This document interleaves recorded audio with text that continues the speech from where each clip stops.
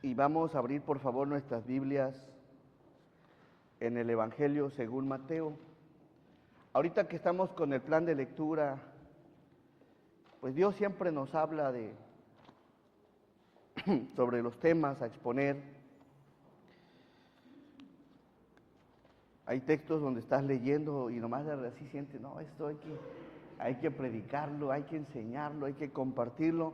¿Por qué? Porque primero hace su efecto hacia el lector, hacia uno, cuando se pone uno a analizar su vida ante el Señor.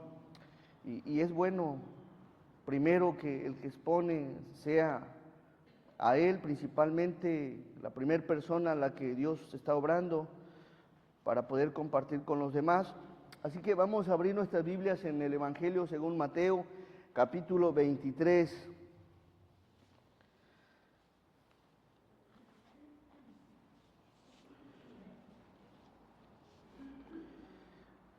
Ya lo tienen. Vamos a darle lectura de forma alternada del verso 1 al verso 26, anhelando en el Señor que me dé el tiempo. Verso 1 inicio dice, me apoyan con el 2 y en el 26 todos juntos. Entonces habló Jesús a la gente y a sus discípulos diciendo,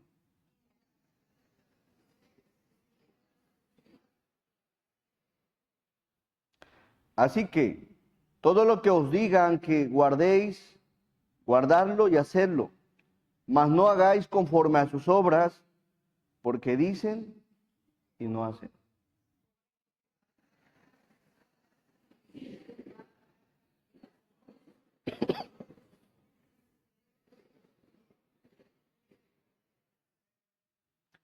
Antes hacen todas sus obras para ser vistos por los hombres, pues ensanchan sus filacterías y extienden los flecos de sus mantos.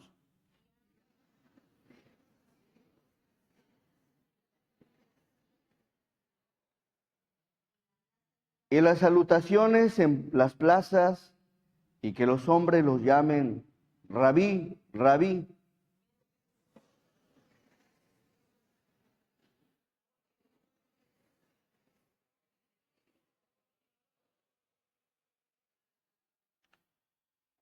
Y no llaméis Padre vuestro a nadie en la tierra, porque uno es vuestro Padre, el que está en los cielos.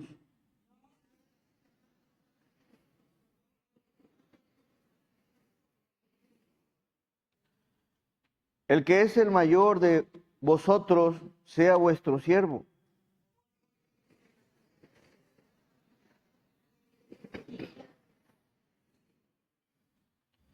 Mas hay de vosotros, escribas y fariseos hipócritas, porque cerráis el reino de los cielos delante de los hombres, pues ni entráis ustedes ni dejáis entrar a los que están entrando.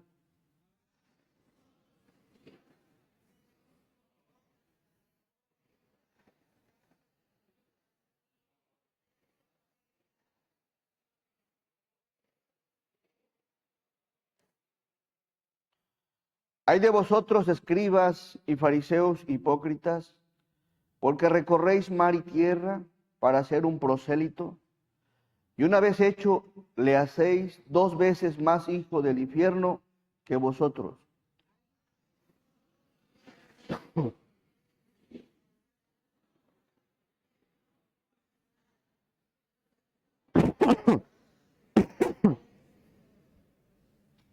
Insensatos y necios, porque ¿cuál es mayor, el oro o el templo que santifica el oro?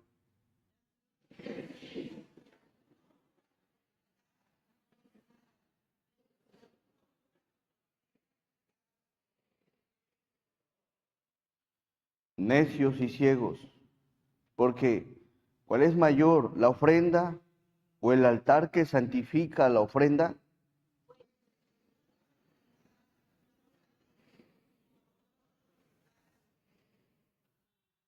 Y el que jura por el templo, jura por él y por el que lo habita.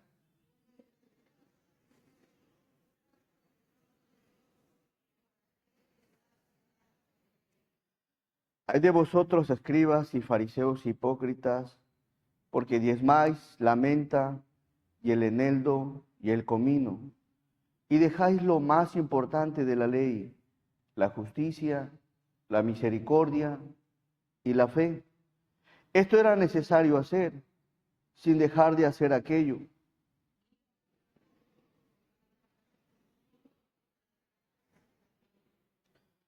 Hay de vosotros, escribas y fariseos hipócritas, porque limpiáis lo de afuera del vaso y del plato, pero por dentro estáis llenos de robo y de injusticia. Todos, fariseo ciego, limpia primero lo de dentro del vaso y del plato, para que también lo de fuera sea limpio. A nuestro amado y buen Dios, te damos gracias, Señor, por el bonito tiempo que nos permites estar aquí congregados, reunidos, Señor, a un servidor con la responsabilidad de predicar tu palabra y a una iglesia, Señor, con la misma responsabilidad de escuchar de ella.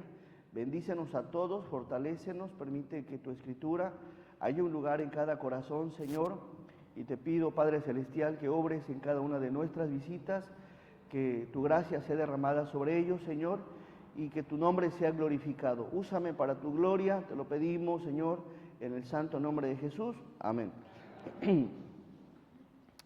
Le he puesto a la enseñanza, cuando haya ausencia de justicia, misericordia y fe. Cuando haya ausencia de justicia, misericordia y fe. Esto la palabra enseña que era importante en la ley. Vamos al 23. Verso 23. Hay de vosotros, escribas y fariseos hipócritas, porque diezmáis la menta y el eneldo y el comino, y dejáis ¿qué? Lo más importante en la ley, ¿qué era? La justicia, la misericordia y la fe.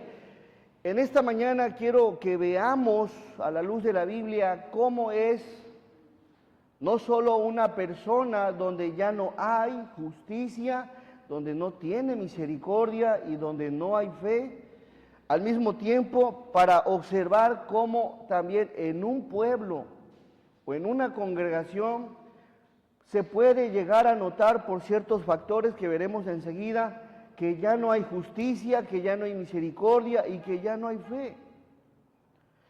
Y es algo práctico y sencillo descubrir cuando ya no hay tales cosas importantes. ¿Según quién? Según Dios. ¿Será importante la justicia? Sí. ¿Es importante ser misericordioso? Sí. ¿Es importante vivir por fe? Sí. Pero estas cosas se llegan a perder.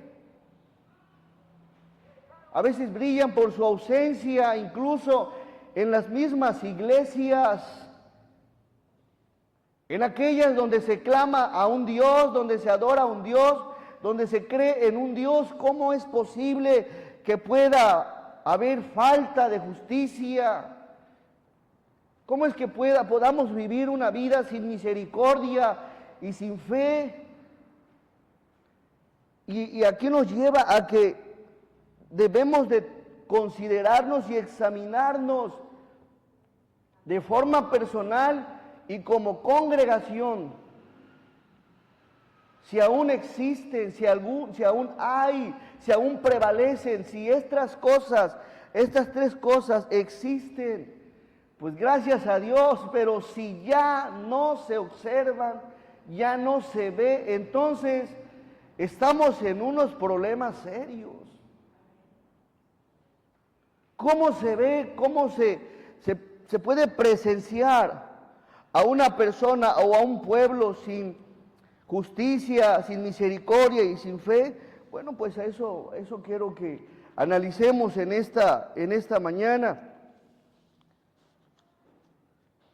Porque es importante que haya estas tres cosas. Vamos, por favor, a Mateo, verso 1.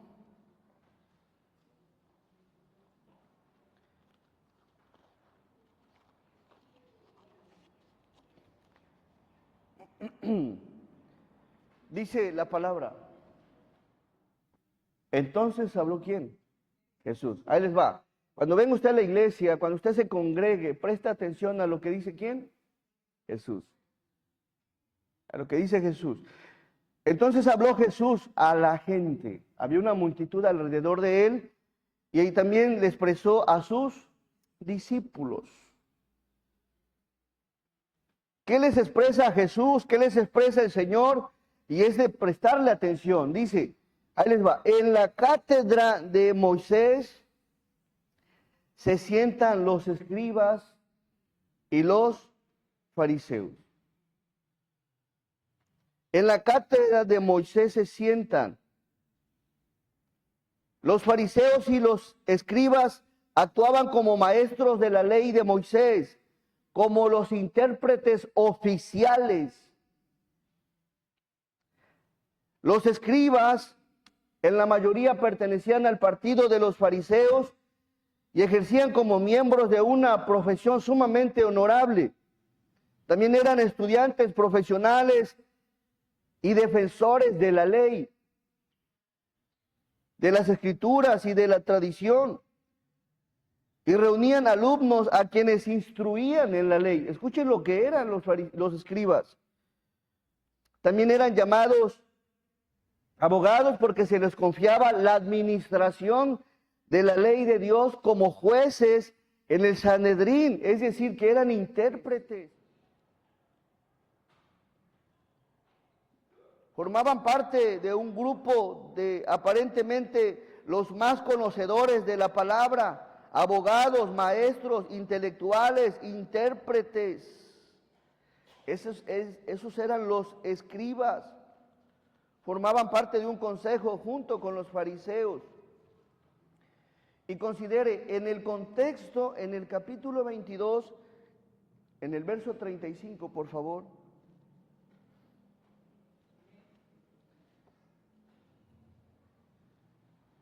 Y uno de ellos, intérprete. Aquí está un escriba. ¿Intérprete de qué? De la ley. Observe lo que hace. Preguntó por tentarle a Jesús, diciendo, maestro, ¿cuál es el gran mandamiento en la ley? Cuando dice la Biblia tentarle, de la palabra griega, peirazo, lo hizo para probarlo, para escudriñar qué tanto sabía, para incitarlo o examinarlo. Maestro, ¿cuál es el gran mandamiento en la ley? Verso que sigue. Jesús les dijo, amarás al Señor tu Dios con todo tu corazón y con toda tu alma y con toda tu mente. 38, este es el primero y grande mandamiento. ¿Y qué crees? Hay uno también, un segundo mandamiento semejante al primero y el segundo es semejante. Amarás a tu prójimo como a ti mismo. Así que los escribas, los alumnos, maestros, abogados e intérpretes tenían ese ministerio asignado. Y Jesús les dice, hay dos grandes mandamientos. Amar al Señor con todo tu corazón, con toda tu alma y con toda tu mente. Y el segundo es semejante, amarás a tu prójimo como a ti mismo. Dice la palabra, volvemos nuevamente al verso anterior, capítulo 23, verso 2. Pero no solo estaban los escribas, también ¿quién estaban? Los fariseos. Los fariseos eran la más influyente en el tiempo de Jesús, y aunque tenían doctrinas ortodoxas, su celo por la ley de Moisés los llevó a una observancia extrema, degenerada, si bien era estricta, tanto de la ley como de sus propias interpretaciones. ¿Sabes? Los fariseos conocían las Escrituras, según Mateo, no lo busque, Mateo 23:2, pagaban diezmos, Lucas 18:2, ayunaban, Mateo 9:14, oraban. Marcos 12:40. ¿Pero qué cree? También eran hipócritas.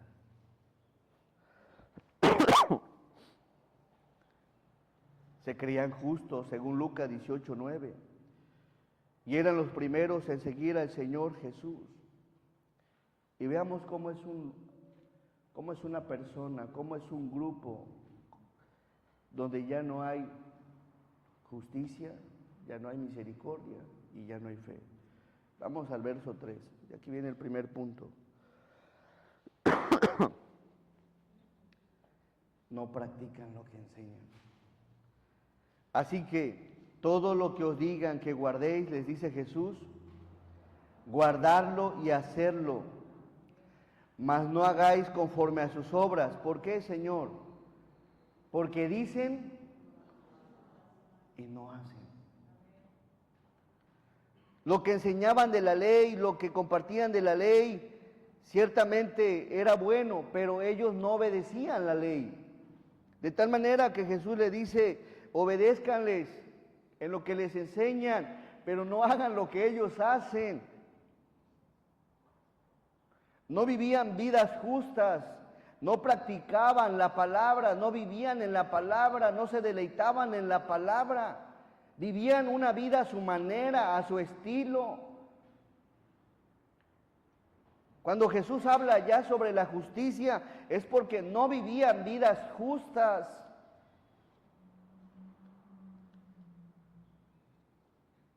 No sigan tal ejemplo, no los imiten. Sí, ciertamente escúchenlos, pero no sigan su ejemplo.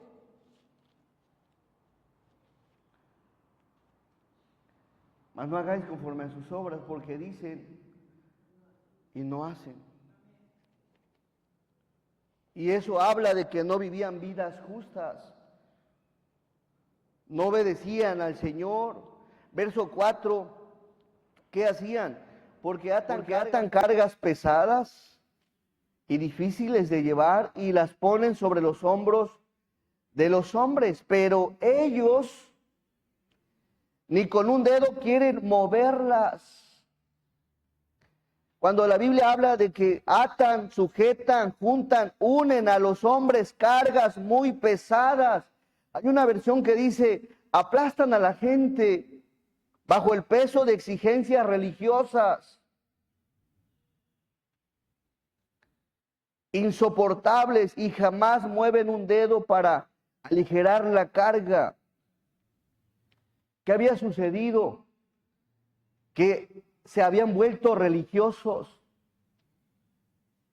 Y una persona religiosa sí puede llegar a traer la Biblia, sí puede ser el primero en que llega a un templo, sí puede que tenga un ministerio, pero no vive la vida conforme al plan del Señor.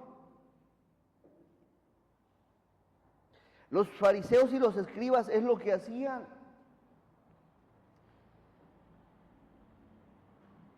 Había ciertas exigencias religiosas, costumbres humanas que añadían a los israelitas, a su pueblo, que ni ellos hacían. Eran pensamientos humanos, costumbres humanas, tradiciones humanas. Y así se empieza a ver una iglesia o una persona que te pone una carga que Dios no ha colocado, que Dios no te ha pedido. Cargas pesadas que ni ellos mueven con un dedo. Siempre va a haber un religioso. Siempre va a haber gente religiosa. La Biblia enseña cómo en cada etapa había religiosos. Traen una Biblia así. Conocen la Biblia así, pero la vivimos o la se vive a su manera. La palabra no es como un tipo de buffet, mis hermanos. Ah, esto sí me gusta, esto no me gusta, esto sí lo aplico, esto no es para mí, esto es para el hermano, esto es para la hermana. ¿Quién te ha dicho que la palabra se toma de esa manera? La Biblia, al ser la palabra de Dios, es para mí. Al primero que tiene que formar, al primero que tiene que renovar, al primero que tiene que cambiar, es a mí.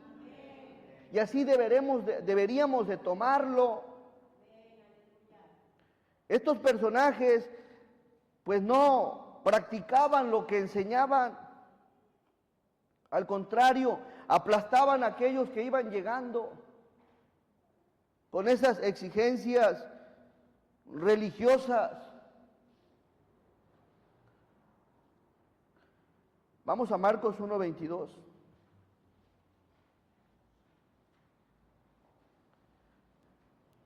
Y miren el Señor Jesús.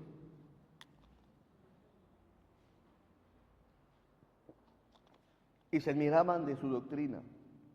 ¿Por qué se admiraban de la doctrina del Señor Jesús? Porque les enseñaba como quien tiene ¿qué? Autoridad. Y no como los. ¿Por qué dice eso la Biblia? Porque Jesús no solo enseñaba, sino vivía lo que enseñaba.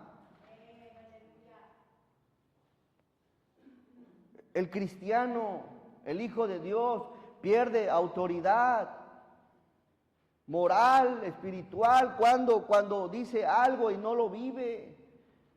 Y eso pasa no solo en una iglesia, en tu vida personal, en tu casa, como padre, como esposa, como madre o como hija. Cuando pides algo a quien tienes a tu cargo y haces lo contrario. Hijo, lee la Biblia.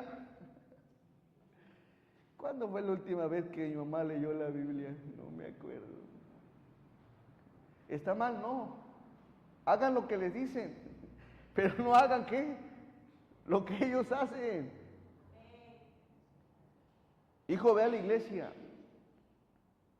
Ponte a orar. Haz caso. Sé obediente. Ellos enseñaban, pero no vivían lo que enseñaban. Así que podemos llegar a conocer mucho de la palabra, pero si no vivimos conforme a la palabra, nos estaríamos viendo como un escriba, que solamente tenemos conocimiento.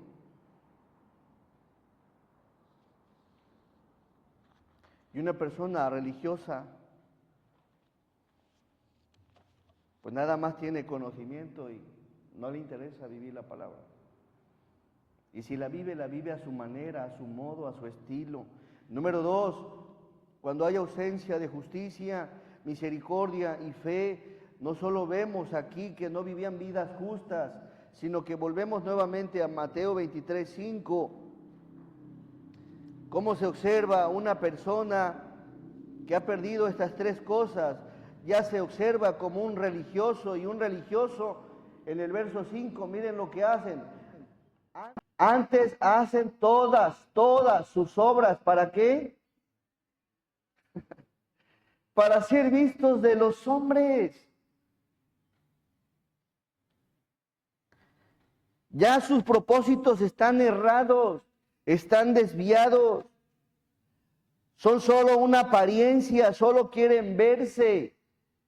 Quieren ser como las estrellas, los protagonistas, los actores intelectuales. Querían lucirse los fariseos y escribas. ¿Ese es el plan de Jesús en su iglesia? No. Antes hacen todas sus obras para ser vistos por los hombres. El cristiano debe de tomar en cuenta algo, que debe de considerar que a quien le debe de agradar, ¿a quién es? A Dios. Cuando ya hay un interés para que me vean, para que me escuchen, para que puedan presenciar lo que hago, esta persona se está poniendo o volviendo religioso. Ya ha cambiado el enfoque. En una iglesia debemos de hacer las cosas de corazón como para nuestro buen Dios. Me vean o no me vean, me escuchen o no me escuchen. Debo de tener la mirada, la mente, mi corazón, mi alma y todo en Dios.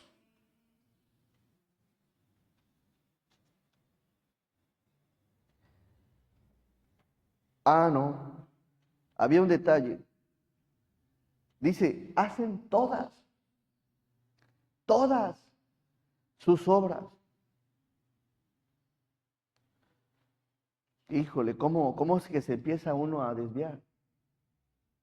¿Por qué haces lo que haces? Incluso habla la palabra que cuando des ofrenda, ¿qué dice? No sepa tu izquierda lo que hace, ¿qué? Tu derecha. No es como andar tocando trompeta para que vea la gente lo que hacemos. No, haz las cosas como a Dios le agradan. Si a quien venimos a agradar es a nuestro Dios. Y Dios conoce nuestro corazón y eso debería de bastarte y debería de bastarme con que a Dios se agrade.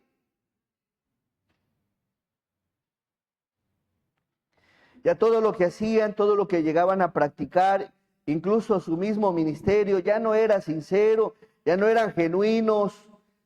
Entre tales acciones como interpretar la ley, formar parte del tal consejo, su función de abogados, su función de jueces, pues no eran sinceros. Sus ministerios no glorificaban a Dios, no exaltaban a Dios, no honraban a Dios, no, sino lo que hacían era para agradar a quién, a los hombres. Y a sí mismos, para que el pueblo me alabe. Oh, ya viste cómo lo hice, mira qué clase. Oye, ¿viste cómo organicé esto? ¿Viste qué es lo que estoy? No, ya no, no. Que no se, que no nos pase esto, ni como cristianos, ni como iglesia.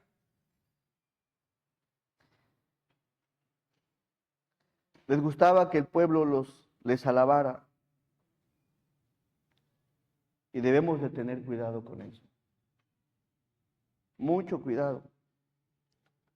Ya no les interesaba hacer las cosas sinceramente para Dios. Dice en esta misma porción, hacen todas sus obras para ser vistos por los hombres. Después hay otra parte, dice, pues ensanchan sus filacterías.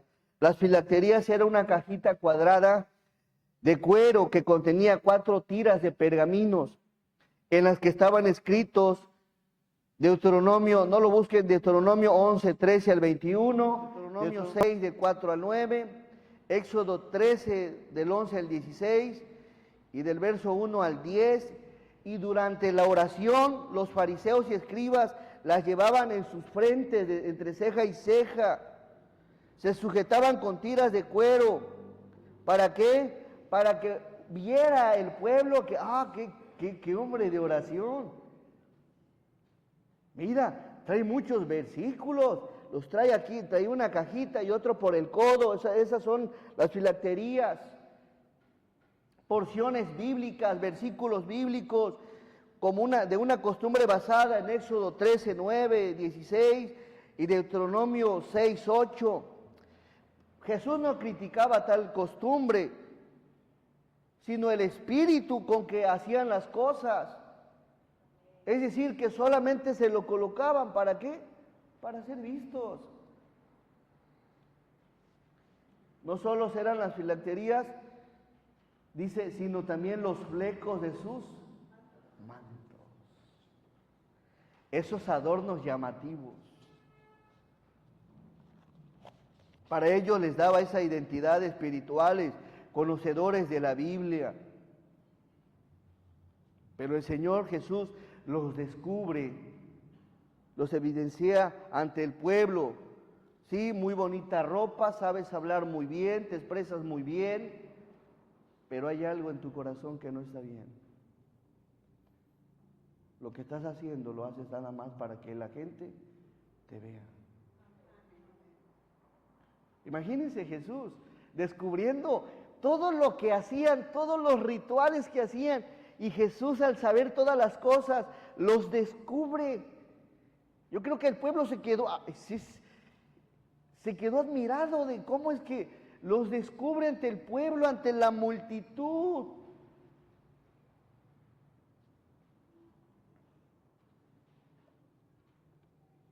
Vamos a Colosenses 3:23.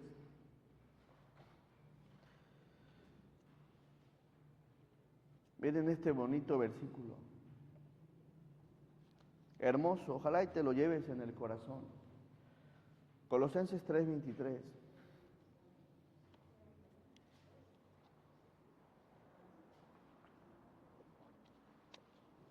Ah, qué bonita es la palabra, ¿verdad? Amén. Y todo lo que hagáis, hacedlo de corazón. ¿Cómo para quién, hermano? Como para el Señor y no para los hombres. Que todo lo que hagamos dentro de la iglesia, hacedlo de corazón, de forma genuina, de forma sincera, como para nuestro Dios y no para los hombres. Y esto le agrada a Dios. Que tu trabajo que haces allá en lo secular, hazlo como para el Señor. Y para el Señor, ¿cómo se hacen las cosas? Bien. Se hacen bien. No está mi jefe. Aquí no le hago, no le limpio. No, espérate. Recuerda que Dios te observa. Dios nos observa, hermanos. Amén. Dios nos está viendo. No queremos que Dios nos descubra, ya nos tiene. No hay nada oculto para nuestro Dios.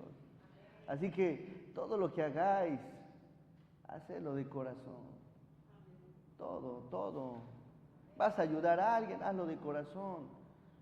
Vas a hacer algo en tu trabajo, hazlo de corazón. Vas a hacer algo en la iglesia, hazlo de corazón. Vas a ayudar al prójimo, hazlo de corazón. De corazón. Como para el Señor.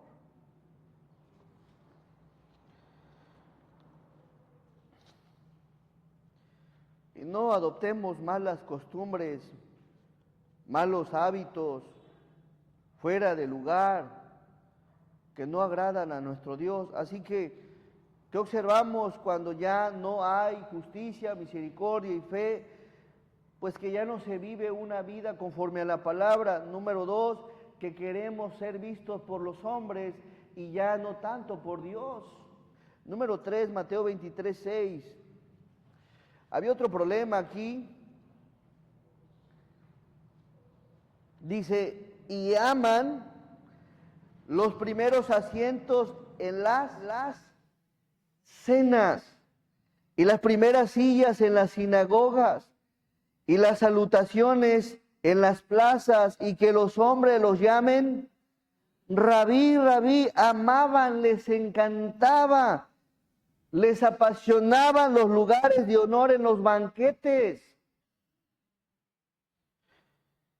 Les gustaban los primeros asientos en las plazas, y el Señor Jesús los reprende, que los trataran como políticos. Ese es el estilo de una persona religiosa. Querían ser los primeros en todo, en las fiestas, en las sinagogas, en todo. Quieren ser los primeros. Ahora miren lo que dice la Biblia, no es cualquier cosa. Vamos al verso 6. Y aman. ¿Que eso es lo que Jesús nos ha enseñado que amemos? ¿Cuál es el primero y grande mandamiento? ¿Y qué amaban ellos? ¿En qué se gozaban? En los asientos. Imagínense si no estaban ya mal. O sea, Jesús en el contexto le dice los dos grandes mandamientos, y ellos amaban más los asientos, los lugares, los primeros lugares, los saludos. ¿Qué es lo que amas, hermano y hermana? ¿Qué es lo que te causa devoción? ¿Qué es lo que ocupa tiempo en tu vida, en tu corazón, en tus pensamientos? Porque eso que ocupa un lugar en tu corazón es lo que amas. Los fariseos amaban más las cosas pasajeras, terrenales, que al mismo Dios, a quien tenían que amarlo con todo el corazón, con toda su alma y con toda su mente. La pregunta aquí es, ¿qué es lo que amas? ¿Tu trabajo? ¿Qué amas? ¿O qué amamos? ¿Qué sucede o qué va a suceder, hermano? Puede que caiga o se caiga en amar más el ministerio. Amo más la instalación. Amo más la voz, la forma en que canto. Amo más lo que hago. No, nuestro amor no está en lo terrenal. Y el verdadero amor debe de estar en lo celestial, no en lo que hago. ¿Sí me explico? Si yo amara más el predicar que al mismo Dios, estaría igual que ellos. Si usted amara más el venir a la iglesia, escuche bien, si usted amara más el venir a la iglesia que al mismo Dios, dueño de la iglesia, estaríamos mal igual que los escribas. ¿Por qué viene usted a la iglesia? ¿Es Dios realmente porque viene? ¿Es el ministerio por lo que viene? Y si no tenemos cuidado, hermanos, podemos llegar a estar amando cosas que tienen que ver con lo terrenal. Un ministerio, un talento, un don, algo que hay en la iglesia. Amo ser parte de una directiva. Amo ser parte de un consejo. Ya estaríamos mal. Yo estoy aquí y debemos estar aquí porque amamos a Dios.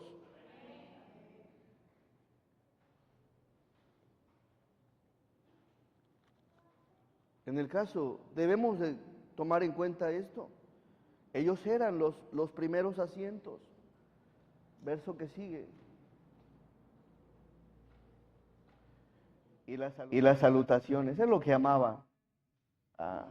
En las plazas, y que los hombres los llamen rabí, rabí. No, ¿sabes qué? El cristiano creciendo, le pueden decir cualquier cosa, incluso lo pueden llegar a alabar, pero ¿sabes algo? Él entiende que a quien quiere agradar es a Dios. Sí, lo que tú digas aquí se queda. Pero el verdadero amor se refleja en el cielo, en Dios. Así que, hermanos, no perdamos el tiempo, el querer la aprobación de la gente, el andar buscando cosas terrenales. ¿Qué es lo que amas? A mí me gustaría que como iglesia amemos tanto a Dios, lo amemos tanto, que si un día sucede algo, que si se viene un temblor y este templo se hace nada, se hace polvo, que lo que haya en la iglesia sea amor por Dios y en la misma postura se siente usted y glorifique a Dios. Eso es lo que quiero que haya en la iglesia, amor hacia Dios. Que el día que no esté el pastor predicando, el que está predicando, usted siga en el mismo lugar, amando al que ha amado a usted, a Dios únicamente. ¿Qué sucede hoy en día? ¿A quién amas? Podemos llegar a cambiar ese enfoque. El segundo mandamiento es amar a tu prójimo. Y en el amor a tu prójimo reflejamos el amor a Dios. Estamos aquí porque amamos a Dios. Amén. Dos grandes mandamientos les dice el Señor. Te amo a ti porque como si fuera el mismo Señor. Un amor sincero, genuino. Así que dejemos de andar aceptando o enfocándonos en cosas terrenales y humanas. Incluso hay veces que amamos más la obra que el dueño de la obra. Tan es así que nomás a veces nos interesa venir a servir y nada más. Eso no es amar a Dios. El que ama a Dios quiere estar aquí amando al Señor, expresándole su amor. Sirva o no sirva, quiere estar aquí, glorificando a Dios. Y a veces queremos amar a Dios nada más a nuestro estilo, a nuestra manera.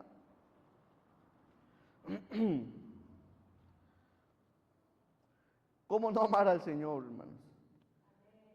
¿Cuántas cosas ha hecho por nosotros? Vino, se humanó, nos buscó, nos encontró, nos perdonó, nos rescató, nos santificó, se fue ¿a qué? A hacer moradas. Y está una promesa que viene por su iglesia y para pasar por la eternidad. ¿Cómo no amarlo? Nada y nadie ha hecho tanto por usted como lo ha hecho Dios. Nadie. Y nadie hará tanto como lo hizo Jesús. Así que, hermanos, veíamos aquí que ellos amaban otras cosas, menos a Dios. Vamos, por favor, al verso que sigue. Pero ustedes no queráis que os llamen rabí, porque uno es vuestro maestro, el Cristo, y todos vosotros sois hermanos. No debe de haber diferencias, no, porque somos una sola familia, amén, una sola familia en Dios. Y aquí vemos aquí, dice, porque es vuestro Padre, porque uno es vuestro maestro, el Cristo, y todos vosotros hermanos. Había ya arrogancia por lo que hacían. ¿A poco crees que por lo que haces eres más que alguien más? Quizá tengas una responsabilidad diferente, pero así como Cristo murió en la cruz por ti, murió por el que está a tu lado. Y es tan valioso como tú, sí. Nada más cambian las responsabilidades. Quizás unas son más grandes que otras, pero Cristo nos ama. Así que vamos al verso 9. Y no llaméis Padre vuestro a nadie en la tierra, porque uno es vuestro Padre, el que está en los cielos.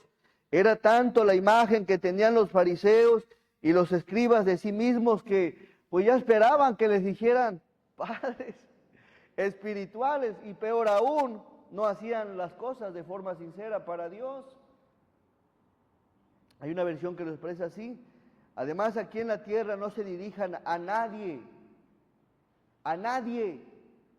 llamándolo Padre, porque solo Dios que está en el cielo es su Padre. Aunque ciertamente en la Biblia hay un ejemplo donde, en 1 Timoteo 1:2, donde Pablo le dice a Timoteo, amado hijo, pero era una forma cariñosa porque era su pastor, lo conducía, lo oraba por él y había ese cariño y lo llamaba como hijo. ¿Por qué? Porque en lo espiritual él se lo había ganado para el Señor, pero Pablo estaba bien en el entendido quién era el Padre Celestial.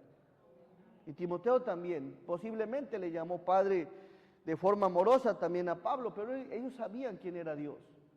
Y no se adoraban como deidades, sino como un amor en familia, en el Señor. Así que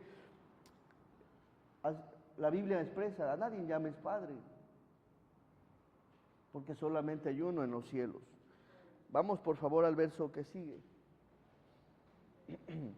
Dice, ¿hay llamados qué?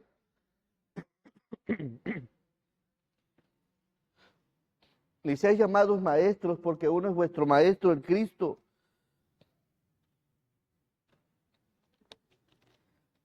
La palabra dice,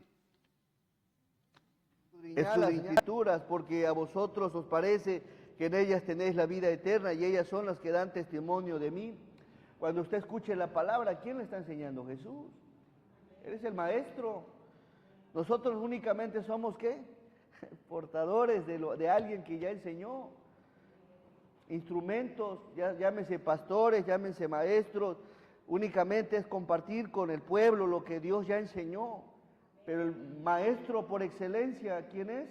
Nuestro Señor Jesús. Verso que sigue. El que es el mayor de vosotros sea vuestro siervo.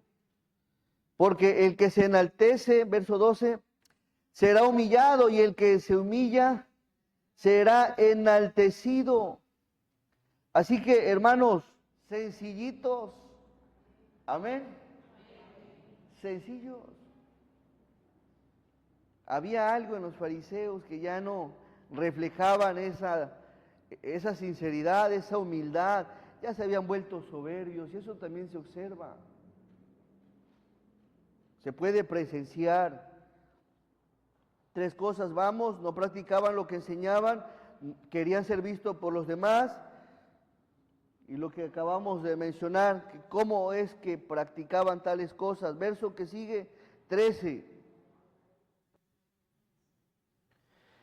Mas hay de vosotros, escribas y fariseos hipócritas, porque cerráis el reino de los cielos delante de los hombres, pues ni entráis ustedes ni dejáis entrar a los que están entrando. ¿De qué me habla aquí? Que eran tropiezo ya. En vez de ser útiles para Dios, en vez de conducir a la gente a Dios, en vez de guiarla hacia Dios, en vez de sembrar la palabra de Dios, ¿qué hacían? Cerraban el reino de los cielos a la gente que quería conocer de Dios. Y debemos de tener cuidado con esto. Señor, ¿no estaré haciendo yo tropiezo para alguien? Tus actitudes y mis actitudes pueden ser ya sea de bendición o de tropiezo. Así que debemos de considerar que debemos de realizar cosas agradables a Dios para evitar ser tropiezo. Los fariseos ya no les interesaba, mas hay de ustedes, escribas y fariseos hipócritas, porque cerráis el reino de los cielos delante de los hombres. A veces una mala actitud. Fíjate siempre, hermano, cómo te conduces. A mí me llama la atención y siempre me gusta que venga gente, pero le digo, Señor, ayúdanos a dar buen testimonio, a que vean el carácter del Señor. Y así que permítenos, Señor, ser útiles en tus manos. ¿Para qué? Para no cerrar nosotros el reino de los cielos, y que al rato, por una indiferencia, por una mala actitud de alguien de nosotros, la gente se aleje de Dios.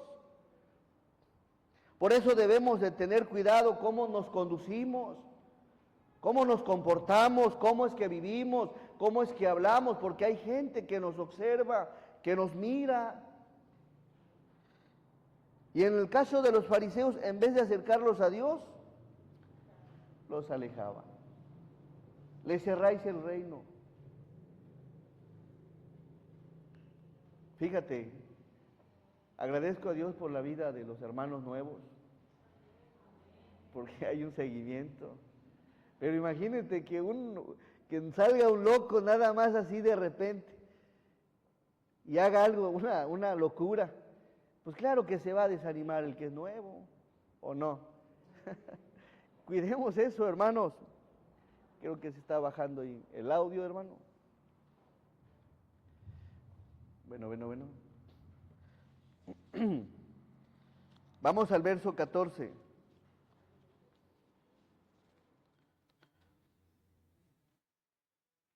No solo querían ser vistos, no solo eran tropiezo, sino que también eran abusivos. Vamos al verso 14.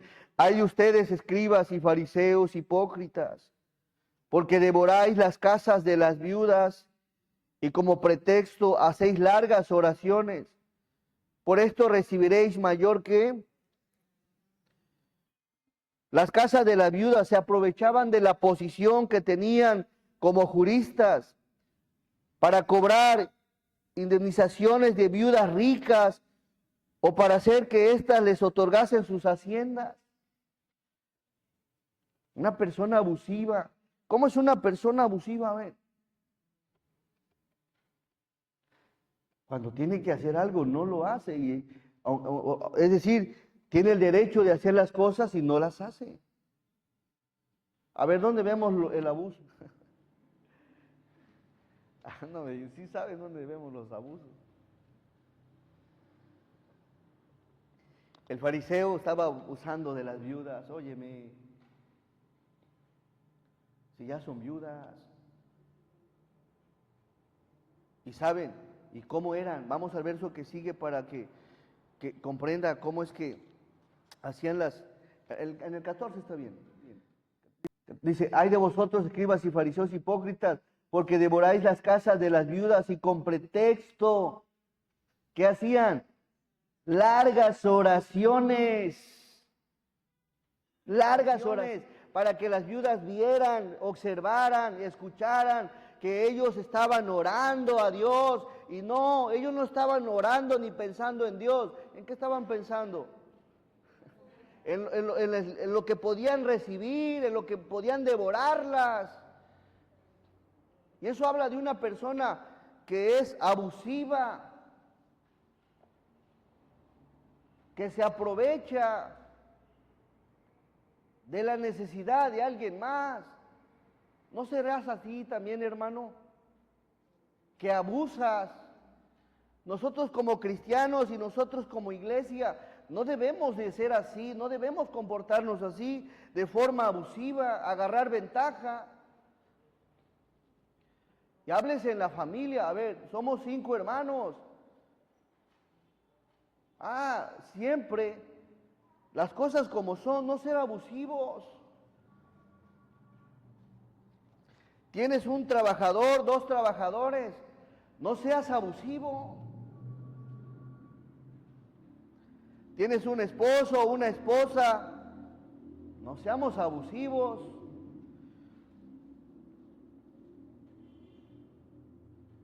Tienes un pastor, tienes una iglesia, no seamos abusivos. Tenemos que tomar en cuenta, a ver, es viuda, necesita, no tiene un esposo, está sola. No, ellos les quitaban.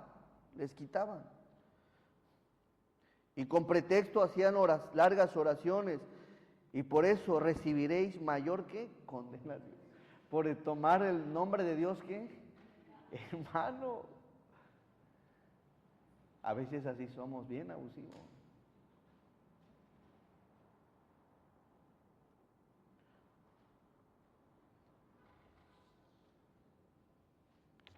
Debemos de tomar en cuenta la palabra. Cuando haya alguna heredad de algún padre que quiere ordenar las cosas, espero en el Señor que no seas un abusivo. Amén. Voy a agarrar ventaja. Mi mamá ya no ve, mi papá ya no ve, mis hermanos no están, y voy a aprovechar para hacer movimientos. Eso habla de ser abusivo. No.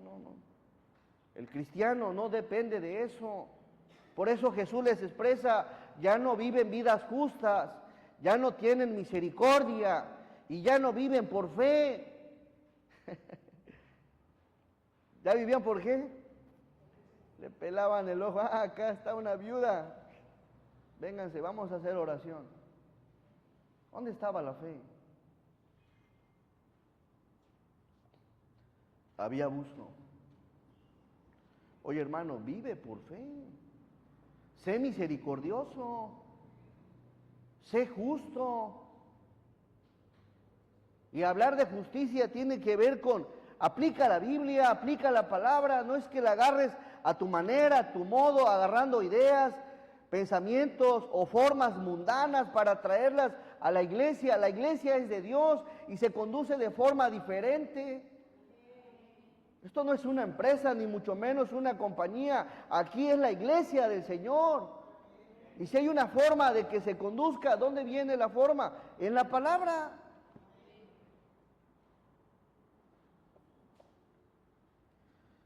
Vamos al verso que sigue.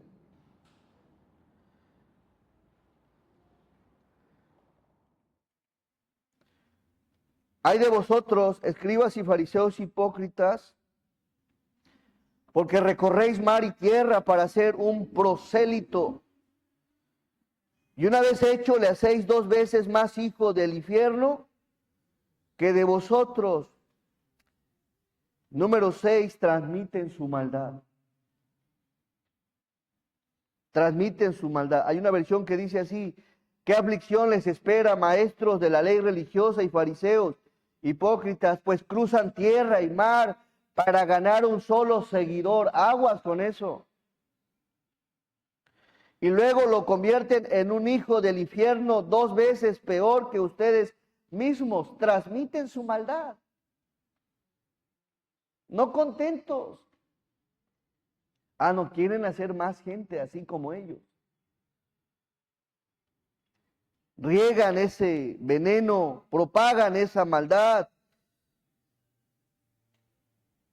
Y ahí están. Eso te vas a... Lo entiendo del mundo. Que propague la maldad, que riegue la maldad, que se transmitan, que se compartan. Lo entiendo del mundo, pero de la iglesia no debería, hermanos. Amén. No debería hacer eso. Al contrario, a ver, ¿me quieres traer maldad? Aquí se detiene. Mira, la Biblia enseña esto, mi hermano, mi amigo, quien sea, y ahí que se apague el fuego. Transmitían su maldad para ganar un solo seguidor. Vamos al verso que sigue, 16. Ya casi termino, hermanos. Amén. Aguántenme tantito. Igual ya tengo hambre. Verso 16. Hay de vosotros, guías y ciegos, que decís: si alguno jura por el templo, no es nada. Pero si alguno jura por el oro del templo, mira qué insensatos y ciegos. ¿Cuál es mayor, el oro o el templo que santifica el oro?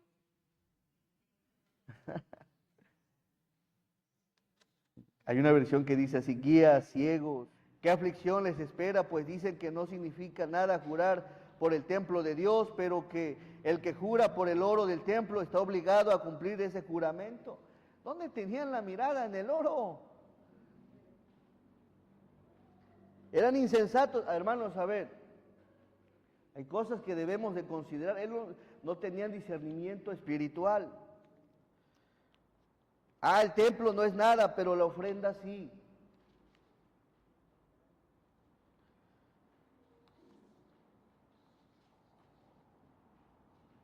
El templo santificaba el oro. Eran insensatos y ciegos. Vamos al versículo que sigue. Eran necios y ciegos. Dice, también decís, si alguno jura por el altar, no es nada. Pero si alguno jura por la ofrenda que está sobre él, es deudor. Necios y ciegos, porque ¿cuál es mayor, la ofrenda o el altar que santifica la ofrenda? Vamos por favor a ver Efesios 4:11, para que tengas un poquito de discernimiento espiritual de las cosas que para Dios son valiosas. 2 cosas. Su iglesia y los que dirigen sus iglesias.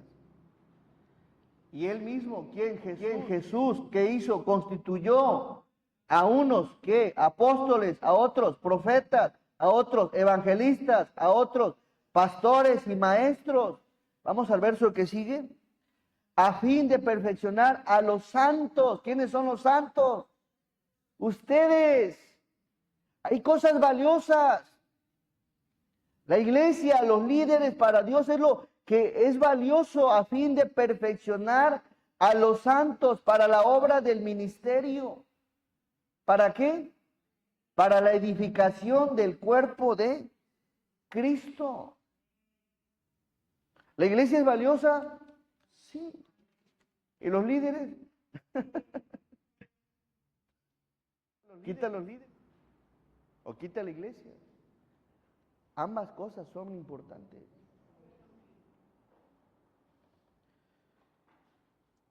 Pero ellos no, el templo no es tan importante. Todo lo que vemos aquí en la palabra es importante. Vamos a Mateo 23:18.